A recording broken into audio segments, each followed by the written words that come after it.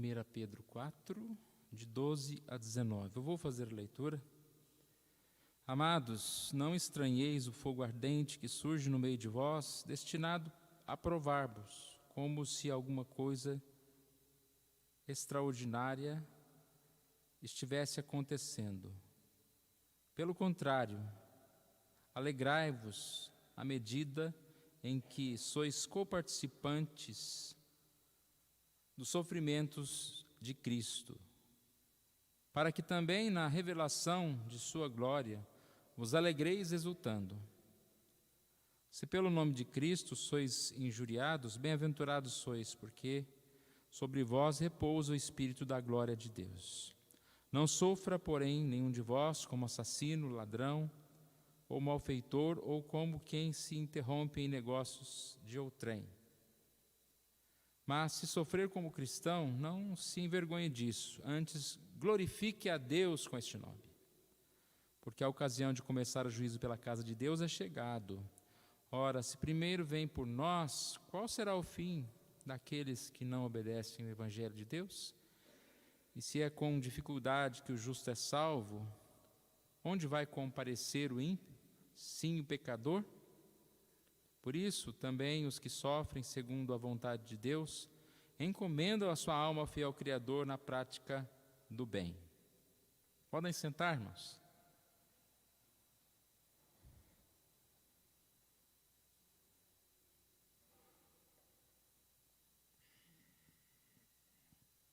Nós estudamos algumas semanas, 1 Pedro 4, essa é a terceira parte. O tema é como transformar sofrimento em triunfo. E aí nós estudamos primeiro como os propósitos de Deus no sofrimento do cristão. E depois, que é a mensagem de hoje, é as atitudes do cristão em relação ao sofrimento.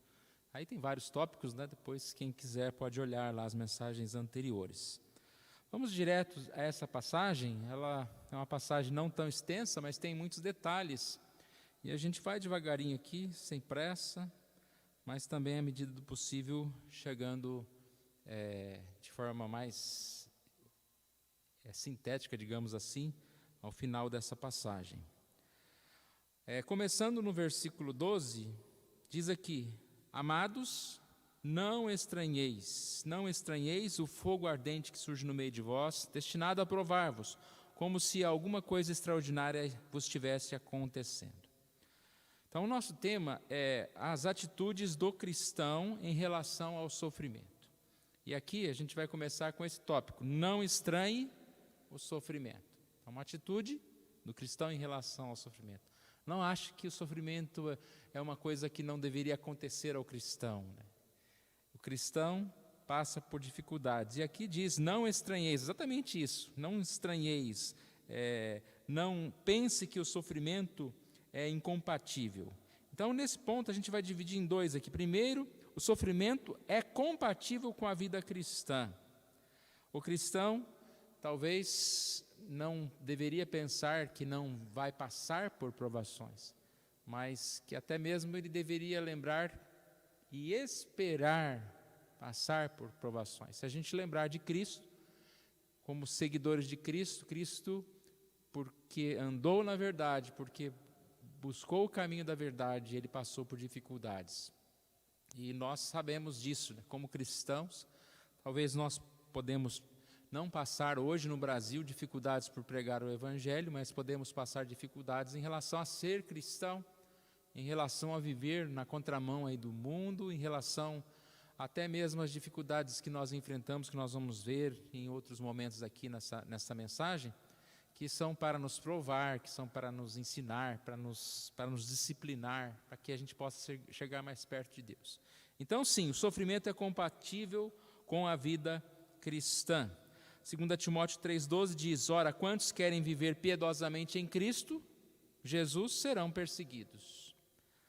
Atos 14, 22 diz: Através de muitas tribulações nos importa entrar no reino dos céus. E aí a gente poderia ver várias passagens assim, né? Nós sabemos muito bem, é um tema muito claro. Acredito que até está meio fora de moda, né? Essa ideia de que o cristão não passa por sofrimentos. Dentro desse tema, então, como reagir, né? As atitudes do cristão em relação ao sofrimento. Não estranhe o sofrimento. A, o sofrimento é compatível. B, o sofrimento é pedagógico. Aqui diz, o sofrimento que surge no meio de vós, destinado a provar-vos. Nós sabemos que esse provar-vos é ensinar, é disciplinar. Então, ele vem aqui e ele tem um termo, né, como um fogo ardente. É a ideia da fornalha. A gente pode pensar no fogo, na Bíblia, em relação ao fogo de maldição, ao fogo do mal, né? Mas aqui nós sabemos que o fogo também ele vem com esse sinônimo de purificador, com o sinônimo de fornalha, no sentido de purificar. E aí a gente percebe que esse vocábulo é usado, né? Por exemplo, o Salmo 66:10 fala: pois tu, ó Deus, nos provaste, acrisolaste-nos como se acrisola a prata.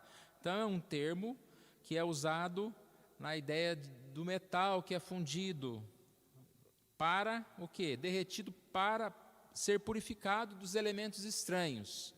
Então nós sabemos que a ideia aqui é o fogo que purifica, o fogo que até como se pudesse distinguir, né? Fazer aparecer a impureza, ou fazer aparecer aquele que também não é puro, que ele será lançado fora.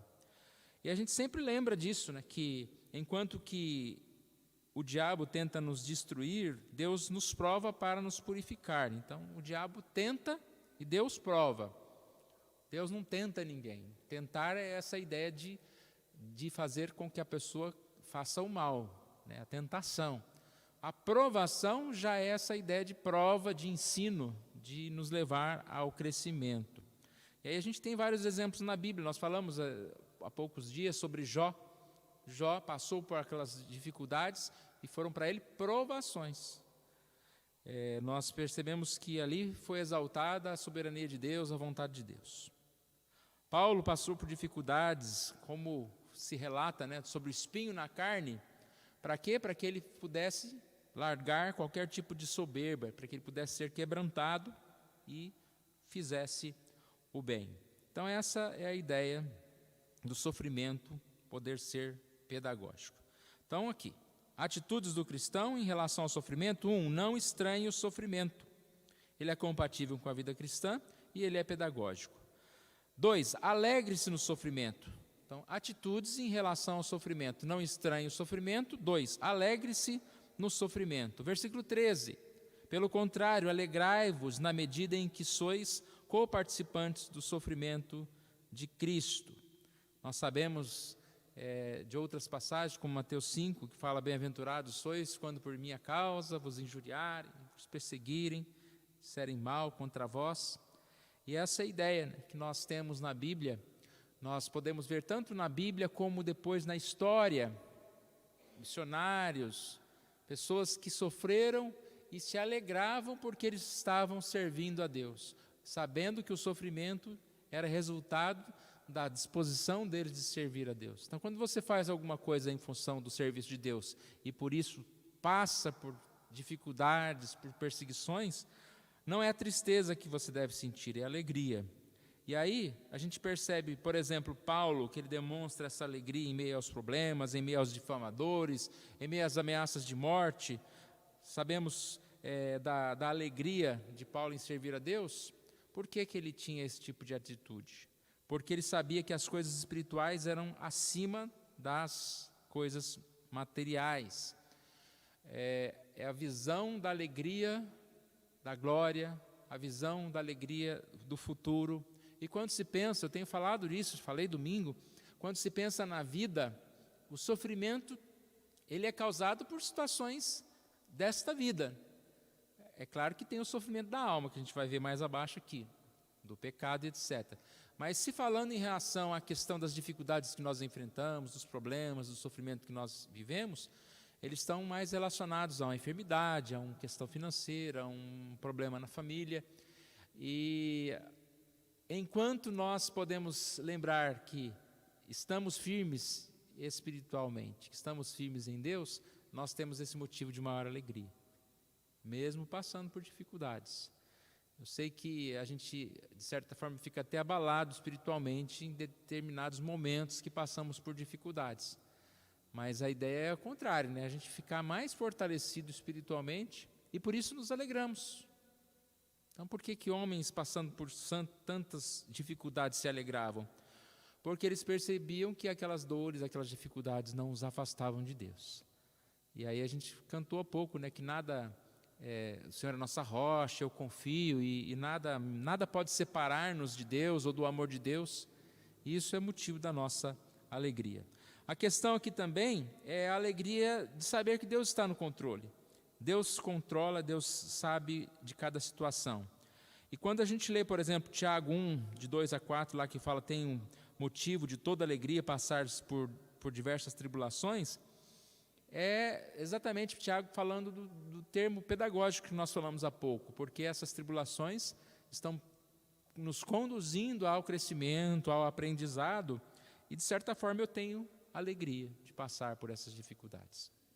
Um exemplo que a gente sempre pode dar claramente, né, é o exemplo de um remédio. O remédio pode ser amargo, né, uma vacina dolorida no braço, mas aquilo é para o nosso bem. Então a gente não se preocupa com aquela dor, porque sabe que aquilo é um remédio para nós. E o sofrimento na vida do cristão sempre vai ser remédio, sempre vai nos levar para o bem, sempre vai nos aprofundar na presença de Cristo. Versículo 13, aqui diz: pelo contrário, alegrai-vos na medida em que sois coparticipantes do sofrimento de Cristo.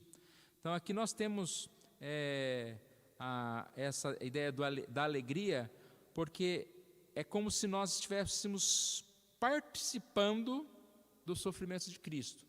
Não é, lógico, aqui a ideia de nós, junto com Cristo, sermos alguém que estão participando do sofrimento vicário, né? Ou seja, da questão da obra de Cristo. Não, a ideia é de participar com. É fácil explicar isso. Se você faz uma viagem para Itapetininga e o outro vai para Itapetininga, você foi coparticipante da viagem dele, você teve as experiências parecidas com a dele. Quando a gente tem uma doença que o outro teve também, né, você foi participante. Quando a gente sofre por determinado problema, passei fome, o outro passou fome, você é coparticipante. Você pensar em ser coparticipante do sofrimento de Cristo, essa é a ideia de aproximação, né, de ter tido essa graça de padecer por Cristo, como diz Filipenses 1:29, e não só crer nele. Cristo sofreu por causa do seu ministério. Nós podemos sofrer por causa do ministério de Cristo. Então sofremos pela mesma questão. Ainda aqui, podemos dizer que nós podemos nos alegrar no sofrimento porque significa essa comunhão. Ainda no termo coparticipante, dá essa ideia de estar com Cristo. No sofrimento, nós estamos com Cristo. E nós, assim, recebemos de Cristo esse conforto. Mateus 28:20 diz que Jesus prometeu estar conosco todos os dias. E exatamente essa sensação que nós temos diante das dificuldades que nós passamos. Ainda na ideia de alegre-se no sofrimento, para o cristão, o sofrimento significa partilhar da glória futura. Aqui diz: para que também, na revelação de sua glória, vos alegreis exultando. É uma antecipação da alegria de estarmos com Deus. Ele diz que o próprio sofrimento é como uma dor de parto, que você sofre aquela dor, mas você já está sabendo que aquela dor é algo próximo ao nascimento, né, do filho. E a dor que nós sofremos como cristão, ela tem esse sentido de estarmos próximos nesta alegria de estar com Cristo. Passagens falando sobre essa glória, como Romanos 8:18, diz que os sofrimentos do tempo presente não podem ser comparados com a glória a ser revelada em nós. 2 Coríntios 4:17, porque nossa leve e momentânea tribulação produz para nós eterno peso de glória acima de toda a comparação. E ainda Romanos 8,17, se com ele sofremos, também com ele seremos glorificados. É a expectativa. Sempre quando a gente fala de expectativa de alguma coisa, nós nos alegramos antes mesmo de que aquilo se concretize, quando nós temos a certeza, quando nós esperamos algo que, vamos dizer assim, é praticamente certo, né, que virá. Em relação à glória, em relação à salvação, a nossa fé dá uma certeza, não só de que é praticamente certo, mas que nós estaremos com Jesus. E sempre digo, né, que a gente deveria, sim, andar em muita alegria, todo o tempo, né, por conhecer a Bíblia, por saber o que nos espera, e até muitas vezes pelas bênçãos que a gente tem, né, diariamente, como a gente tem, às vezes, sido libertos, sido protegidos de tantos males, de tantas coisas. Nós precisamos mais desta alegria. Apocalipse 21:4 diz que lá não haverá mais luto, nem pranto, nem dor. É mais uma palavra, né, a respeito da glória final de estarmos nos céus. Então, como nós devemos reagir ao sofrimento, ou atitudes do cristão em relação ao sofrimento? Falamos, não estranhe o sofrimento e alegre-se no sofrimento. Em terceiro lugar, avalie o sofrimento. Aqui dos versos de 15 a 18, a gente vê a passagem dando um alerta. Não sofra, porém, nenhum de vós como assassino, malfeitor, ladrão, ou como quem se interrompe em negócios de outrem. E aí segue falando a respeito desse tema. Avalie o sofrimento, se esse sofrimento realmente é um sofrimento relacionado à nossa vida cristã, relacionado a gente estar andando bem com Cristo, ou se é relacionado ao pecado. 2 pontos sobre isso. O sofrimento por causa do pecado é vergonhoso. Então aí não dá para se alegrar, porque você está sofrendo por causa do seu pecado. Nós temos que ter vergonha, nós temos que nos arrepender e está sofrendo com razão mesmo, né? Sofrimento por causa do pecado é vergonhoso. O cristão não pode ser essa pessoa violenta ou desonesta, ou seja o que for. Ser acusado, condenado num tribunal, ou seja, um mau testemunho, e até mesmo quando é um pecado não visto por outros, um pecado velado, continua sendo vergonhoso para nós. B, o sofrimento pelo Evangelho é honroso. Versículo 16 diz, mas se sofrer como cristão, não se vergonhe disso, antes se glorie. Antes glorifique a Deus com esse nome. Então a questão aqui não é simplesmente o sofrimento, mas o motivo do sofrimento. Da mesma forma que não há vantagem nenhuma em sofrermos como pecadores, né, por nosso pecado, há sim vantagem e alegria de sofrermos como cristão. E aí dentro dessa passagem está o versículo 17 e 18, que o juízo de Deus começa dentro da igreja, começa pela casa de Deus. A ocasião de começar o juízo pela casa de Deus é chegado. Então o que quer dizer esse versículo? Ele está falando a respeito exatamente dessa disciplina que nós falamos há pouco, do cuidado de Deus para conosco. O projeto de Deus é nos transformar à imagem de seu Filho. Então, para que a gente possa ser transformado, nós muitas vezes precisamos ser disciplinados. Deus corrige, Deus educa aqueles que Ele ama, e a gente sabe que a correção, a educação, ela exige de nós, muitas vezes por meio das dificuldades que nós passamos. Então é questão de educação, como nós falamos há pouco, é pedagógico, né? É o que vai nos ensinar. Versículo 17 e 18 diz, ora, se primeiro vem por nós, qual será o fim daqueles que não obedecem ao Evangelho de Deus? E se é com dificuldade que o justo é salvo, onde vai comparecer o ímpio? Sim, o pecador. Por isso que muitas vezes a gente vê muitos pecadores aí soltos, sem ser condenados, né? Sem passar por dificuldades, é porque não chegou a hora deles. Deus está mais preocupado em tratar e cuidar de nós, e aí nós precisamos assim estar firmados em Cristo. Ponto 4, confie em Deus no sofrimento. Versículo 19, por isso também os que sofrem segundo a vontade de Deus, encomendam a sua alma ao fiel Criador, na prática do bem. Confie em Deus no sofrimento. Aqui ele disse que os que sofrem encomendem a sua alma. O que significa esse encomendem a sua alma ao fiel Criador? Da ideia de depositar, encomendar aqui é a ideia de depósito, depositar confiança, como depositar um dinheiro na mão de um amigo, né? O duro é achar esse amigo, você depositar um dinheiro na mão do amigo.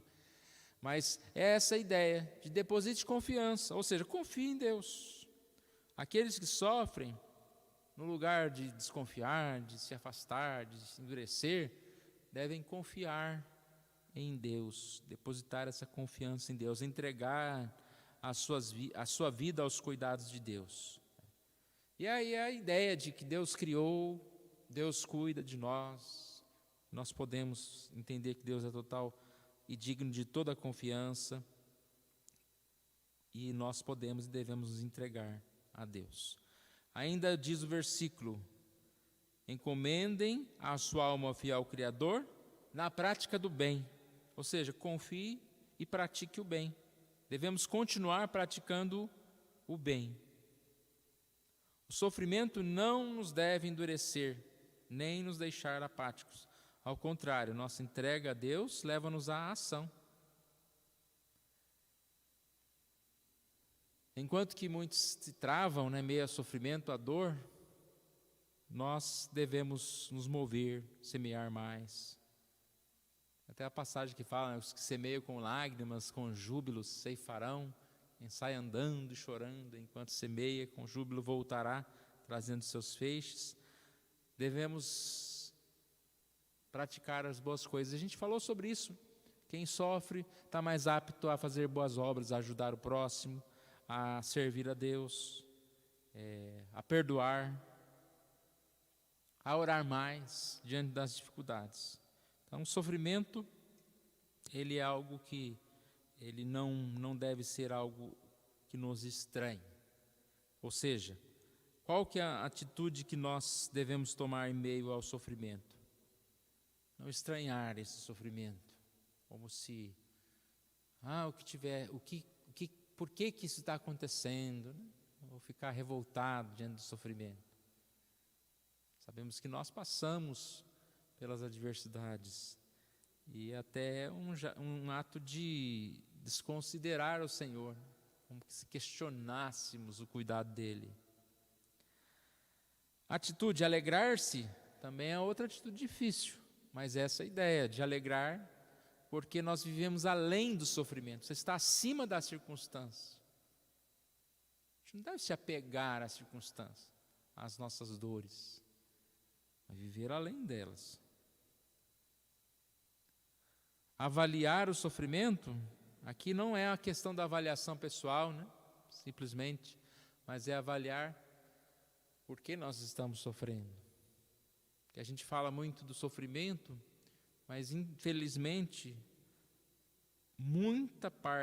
grande parte do sofrimento que nós passamos, estão mais relacionados ao nosso pecado, às nossas más ações, do que a simplesmente sofrer por Cristo. Às vezes fica até difícil de falar sofrer como cristão. O que a gente pode levantar e falar? Eu sofro como cristão fazendo isso. Às vezes a gente não está tanto passando por esse sofrer cristão nesse sentido. Avalie o seu sofrimento. Você está sofrendo pelo quê? E confie em Deus, que é a parte mais importante. Confie em Deus diante do sofrimento. De tudo isso aqui, eu queria concluir só lembrando da questão da esperança. Quando se fala se alegre-se no sofrimento, é um tópico que fala sempre dessa esperança da glória, dessa esperança eterna, né?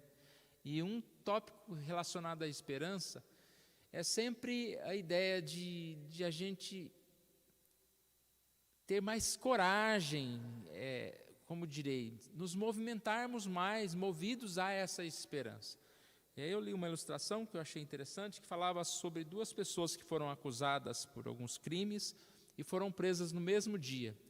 E não sei se esse crime era certo ou errado, mas eles estavam presos.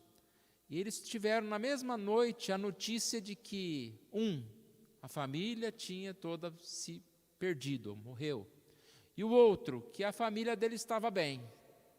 Aí conta a história que eles ficaram presos, e esse que teve essa notícia ruim, ficou lá num canto, e devagarinho foi definhando, ficou doente e morreu. Já o outro lutou e esperou, e só depois de 10 anos ele saiu de lá, mas ele teve a alegria de reencontrar a sua família. E o texto fala, o que mudou? Qual é a diferença dos dois? Os dois não estavam presos, os dois tinham a mesma sentença, mas o que mudou? Que um morreu e o outro revigorou-se mesmo lá na cadeia. Era a esperança. Um perdeu a esperança e o outro tinha uma esperança de encontrar com seus familiares quando ele saísse de lá. Então a gente percebe essa diferença. A nossa esperança é muito maior do que reencontrar a família. É claro que reencontrar a família é muito bom, mas quando nós falamos de esperança, a nossa esperança é estar com Jesus. Esse texto de Apocalipse que fala sobre que Deus vai enxugar toda lágrima, né? Lá ele fala que estaremos juntos na presença do Senhor. E essa é a razão da nossa esperança. Como eu sempre digo, é algo que desde de manhã cedo deve estar na nossa mente. A gente tem muitas expectativas próximas, e olha como essas expectativas próximas já nos dão esperança, né? Muitas vezes você vai se alegrando e fala, nossa, ano que vem, se Deus quiser, está todo mundo vacinado, nós vamos poder seguir um pouco mais a vida normal. É uma esperança que nos alegra, né? Ter mais paciência. Ou às vezes uma esperança curta. Semana que vem eu vou ter um resultado de alguma coisa. E essas coisas nos movem a viver, e está certo, a gente tem que se mover por esperanças próximas também. Mas a nossa maior esperança, que é o que nos faz levantar, que nos faz trabalhar, que nos faz viver, é a esperança na glória, a esperança de Deus. Então essa é a pergunta que vai ficar para nós. Qual é a atitude que nós temos tido diante do sofrimento? Nós estudamos hoje que a gente não deve estranhar, mas pelo contrário, se alegrar. E, de certa forma, avaliar tudo que nós estamos passando para que a gente possa seguir em frente. Se sofrer como cristão, se não é como cristão, temos que nos arrepender disso. E confiar em Deus em todo o tempo. Confiar na proteção, no cuidado, no amor de Deus. E assim nós vamos seguir nessa esperança, nessa alegria que nós temos no Senhor.